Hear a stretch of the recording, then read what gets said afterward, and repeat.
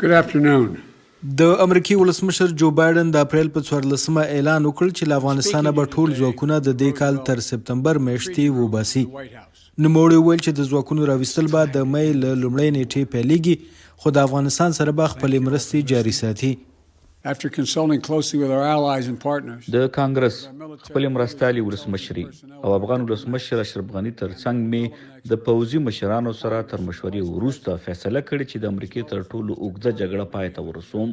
اوس وخت رسیدلی چې امریکایي پوځیان کور ته راشي. It's time for American troops to come home.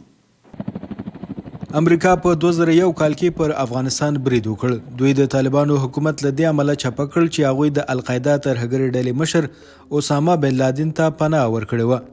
اوسامه پر نیویارک د کړو هغو بریدونو ذمهواري منلې وه چې نږدې 3000 امریکایان پکې ووژل شول.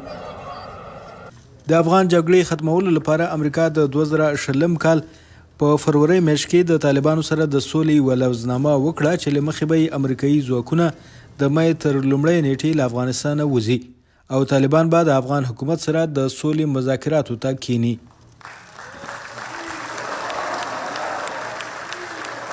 که څه هم په افغانستان کې جګړه لا هم په زور کې ده او طالبانو سره په خبرو کې پرمختګ نه دی شوی، افغان چارواکو د امریکایي ځواکونو د وتلو په اړه ویلي چې د اندېښنې وړ خبره نه ده.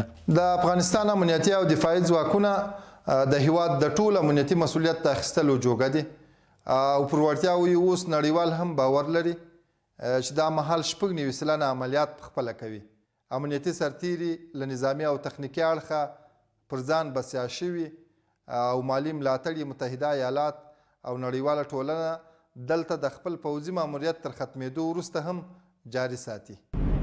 خواوشا 2.5 امریکایي او 1000 ناټو ځواکونه اوسمهال په افغانستان کې شته دي.